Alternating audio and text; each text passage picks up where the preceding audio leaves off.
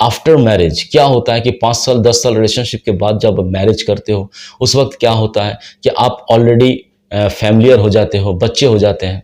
उस वक्त आप ब्रेकअप नहीं कर सकते अपने हस्बैंड के साथ में।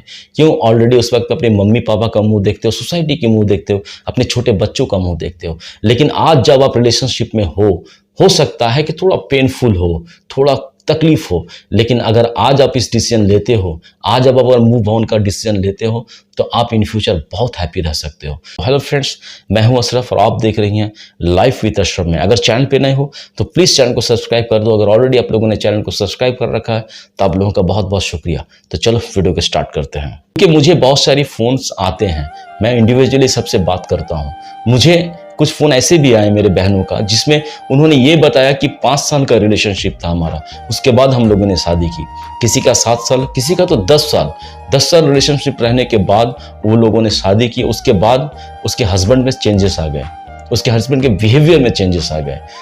तो क्या ये सडन हुआ? नहीं, ऐसा बिहेवियर उसका ऑलरेडी था। लेकिन उस वक्त क्या था कि आप प्यार में थे, आप प्यार में ये डिसीजन आप नहीं ले पाए। तो इसीलिए जब आप रिलेशनशिप में हो, अगर ऐसे बिहेवियर, ऐसे नेचर अगर आपका पार्टनर में है, तो आप स्टैंड करो, आप उसका जवाब दो और अपने रिलेशनशिप के बारे में सोचो। क्योंकि इन फ्यूचर आपके रिलेशनशिप में यही सब होगा डील ब्रेकर, आपके रिलेशनशिप का ब्रेक होने के रीज़न। तो आइए इस वीडियो में हम जानने की कोशिश करेंगे कि ऐसी क्या क्या बिहेवियर हैं आपके पार्टनर की तरफ से अगर हो रही हो तो आपको कभी बर्दाश्त नहीं करना चाहिए। कोई भी रिश्ता परफेक्ट नहीं होता, कोई भी इंसान भी परफेक्ट नहीं होता। हर इंसान में कुछ ना कुछ गलतियां होती हैं, कुछ ना कुछ डिसेबिलिटीज होती हैं। तो ये गलतियों को एक दूसरे को समझकर एक दूसरे के साथ में रहना ही हम इसे रिलेशनशिप कहते हैं, इसे प्यार कहते हैं। लेकिन आपके पार्टनर में जो गलतियां हैं, वो गलतियां जरूरी ये है कि उसमें मानविकता हो। वो ऐसे सिचुएशंस में ना चले जाएं जो आपको मेंटली टॉर्चर कर रही हो, जो आपको मेंटली हर्ट करती हो। क्योंकि ये जो मेंटली हर्ट करने का जो उसका जो बिहेवियर है, उसका जो गलती है, ये जो गलतियां हैं जो बार बार आपको मेंटली है, बार बार आपको हर्ट करता हो, ऐसे चीज़ों से क्या होता है कि आप धीरे धीरे अंदर अंदर टूटना शुरू हो जाती हैं। और एक वक्त में जाकर क्या होता है कि ये चीज़ें आप बर्दाश्त नहीं कर पाते, ये आउट ऑफ कंट्रोल हो जाता है। तब आप इस रिश्ते में खुद रहना नहीं चाहती, दम घुटने लगता आपका।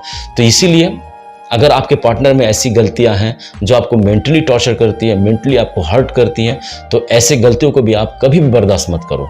दूसरी गलती यह है कि अपने रिलेशनशिप को वो सबके सामने लाना नहीं चाहता, अपने रिलेशनशिप को सबसे छुपा कर रखना चाहता है। उसके गिने चुने कई दोस्त छोड़कर और किसी को आपके रिलेशनशिप के बारे में कुछ नहीं मालूम है, वो बताना ही नहीं चाहता। इवन कि वो अपने फैमिली के मेंबर को भी नहीं बताया है कि आपके साथ में उसके क्या रिलेशनशिप है, क्या रिश्ता है आपके साथ। जब भी आप उससे पूछते हो तो वो आपसे ये कहता है कि अभी मैं स्टैंड नहीं हूं, स्टैंड होने दो, उसके बाद मैं फैमिली से सब बातें करूंगा।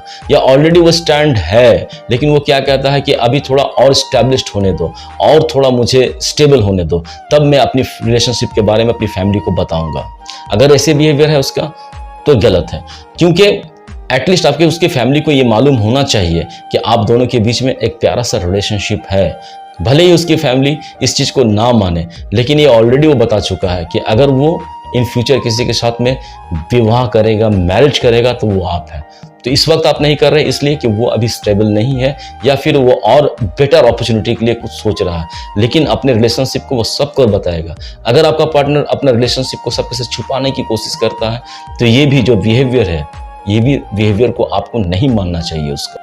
हर रिलेशनशिप में कभी ना कभी बहस होती है, झगड़े होते हैं। ये बहुत नॉर्मल सी चीज़ है कि हर रिलेशनशिप में झगड़ा होता है, बहस होती है। लेकिन जब आपका पार्टनर के साथ में आपकी कुछ बहस होती है, कुछ झगड़ा होता है, तो अपने लिमिट को क्रॉस कर देता है।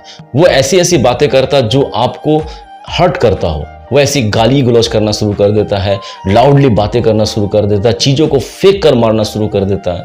अगर ऐसा बिहेवियर है उसमें, तो इसको भी आप टॉलरेट मत करो, इसे भी आप बर्दाश्त मत करो। क्योंकि ये आज आपको शायद अच्छा लग सकता हो, शायद आपको ऐसा लगता हो कि मेरा पार्टनर मेरे लिए बहुत ज़्यादा एग्रेसिव है। लेकिन इन फ्यूचर जब आप एक शादी के बंधन में बंधोगे, जब कंटिन्यूसली एक साथ में रहोगे, उस वक्त में जब ये बिहेवियर वो बार बार आपके साथ में करेगा, तो आप उसके साथ में नहीं रह पाओगे। क्योंकि ऐसे इंसान बहुत ही एग्रेसिव होते हैं। तो ऐसे इंसान जो अपने लिमिट को क्रॉस कर देते हैं, जिसे ये बात का मालूम नहीं कि वो जिसके साथ में लड़ रहा है, झगड़ रहा है, वो उसके सबसे प्यारी चीज़ है, सबसे प्यार करने वाली चीज़ है।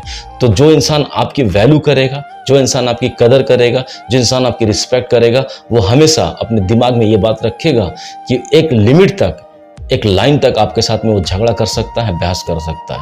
ऐसी कोई भी लैंग्वेज, ऐसी कोई भी भाषा वो यूज़ नहीं करेगा जिससे आप उस हर्ट होती हो। तो अगर ऐसा वो करता है तो इस चीज़ को भी आपको टॉलरेट नहीं करना चाहिए, बर्दाश्त नहीं करना चाहिए। फोर्थ जो चीज़ है वो एक होती है कि अहंकारी इंसान। एक इंसान है जिसमें थोड़ा बहुत अहंकार है, इट्स ओके, लेकिन वो अहंकार वो आपके साथ में यूज़ करता है, वो अहंकार वो आपको दिखाता है। मान लो आप कोई गलती करते हो, उस गलती को वो करेक्ट नहीं करता, वो गलती को आप सुधारने की कोशिश नहीं करता, वो आपकी गलती को आपको दिखाकर, आपको बताकर अपनी जो क्वालिटी है वो आपको शो करता है, वो आपको जतलाता है, बताता है आपको। अगर ऐसा बिहेवियर है, उसमें अगर अहंकारी मेंटेलिटी है, तो इसको भी आपको थोड़ा देखना होगा, थोड़ा समझना होगा, क्योंकि ऐसे इंसान के साथ भी आप लॉन्ग टर्म नहीं रह पाओगे। एक तो वो अहंकारी भी है, दूसरा वो सेल्फिश इंसान भी है। सेल्फिश इंसान इस एंगल से कि जब आपको उसकी नीड होती है वो आपके पास में नहीं रहता, लेकिन जब उसको आपकी नीड होती है आपको उसके पास में रहना पड़ता है, उसके साथ में खड़े रहना पड़ता है। तो इसे कहते हैं हम सेल्फिश इंसान। तो सेल्फिश और अहंकारी इंसान के साथ में भी आप नहीं रह पाओगे। अगर ऐसा बिहेवियर है उसमें कि वो अहंकारी है, वो सेल्फिश है, तो उसको भी आपको बताना पड़ेगा, उसको भी आपको समझाना पड़ेगा। समझता है तो ठीक है, अदरवाइज आपको अपने रिलेशंस के बारे में थोड़ा सा समझना होगा। देखो, हर रिलेशनशिप एक अंडरस्टैंडिंग से चलती है, एक म्यूचुअल अंडरस्टैंडिंग से हर रिलेशनशिप चलती है, लेकिन ये अंडरस्टैंडिंग बार बार आपको ही करना पड़े, हर चीज़ आपको ही समझना पड़े, हर कुछ आपको ही समझ कर चलना पड़े, तब आपको अपने रिलेशनशिप के बारे में थोड़ा सा सोचना होगा। सपोज टू बी, अगर एक प्रोग्राम आप बनाती हो 1 वीक पहले कि एक हफ्ते के बाद में हम लोगों को उस पार्टी में जाना है या फिर उस प्रोग्राम में जाना है, तुम अपने सारे काम को निपटा लो, क्योंकि उस दिन हम लोगों को साथ चलना है।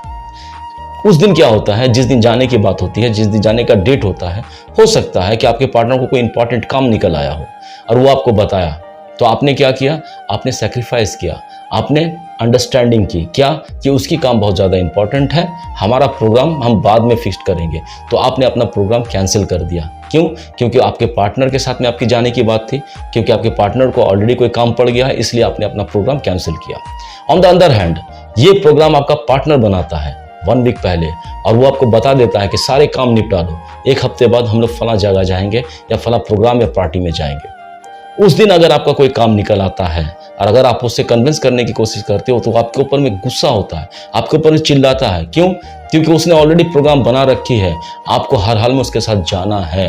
तो यहाँ पर भी आपने अपना स्वार्थ त्यागा और उसके लिए आपने अपना काम को छोड़ा, उसके लिए उसके साथ चले गए। तो यहाँ पर भी आपको ही समझना पड़ा, यहाँ पर भी आपको ही अंडरस्टैंडिंग करनी पड़ी।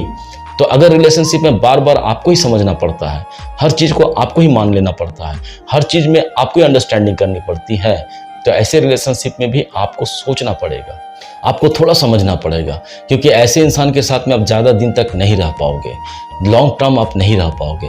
क्योंकि जो इंसान सिर्फ अपने मतलब से मतलब रखता है, जो इंसान हर चीज़ में आपको कॉम्प्रोमाइज़ करने के लिए बोलता है, हर चीज़ में आपको अंडरस्टैंडिंग करने के लिए बोलता है, हर चीज़ आपको समझनी पड़ती है, तो ऐसे इंसान के साथ में कितने दिन तक रहोगे आप, कितने वक्त तक रह पाओगे आप? अगर आज इन सब चीज़ों को आप समझ पाए तो आज आप मूव ऑन कर सकते हो। आफ्टर मैरिज क्या होता है कि 5 साल 10 साल रिलेशनशिप के बाद जब मैरिज करते हो, उस वक्त क्या होता है कि आप ऑलरेडी फैमिलियर हो जाते हो, बच्चे हो जाते हैं। उस वक्त आप ब्रेकअप नहीं कर सकते अपने हस्बैंड के साथ में। क्यों? ऑलरेडी उस वक्त अपने मम्मी पापा का मुंह देखते हो, सोसाइटी के मुंह देखते हो, अपने छोटे बच्चों का मुंह देखते हो। लेकिन आज जब आप रिलेशनशिप में हो सकता है कि थोड़ा पेनफुल हो, थोड़ा तकलीफ हो, लेकिन अगर आज आप इस डिसीजन लेते हो, आज आप अगर मूव ऑन का डिसीजन लेते हो, तो आप इन फ्यूचर बहुत हैप्पी रह सकते हो। तो अगर ऐसे ऐसे बिहेवियर आपके पार्टनर में है, तो आपको ये सब चीज़ों को बर्दाश्त नहीं करना चाहिए और अपने रिलेशनशिप को लेकर एक बार सोचना चाहिए। तो मुझे उम्मीद है कि मैंने इस वीडियो में आपको सब कुछ क्लियरली समझा पाया हूँ। अगर वीडियो अच्छा लगे तो एक लाइक कर देना, एक प्यारा सा कमेंट करना और अपने दोस्तों के साथ भी शेयर कर देना। और हाँ, चैनल पे नए हो तो प्लीज़ चैनल को सब्सक्राइब कर देना। अगर ऑलरेडी चैनल को सब्सक्राइब कर रखा है तो आप लोगों का बहुत बहुत शुक्रिया। मज़े में रहो और बहुत हैप्पी रहो। Thank you very much.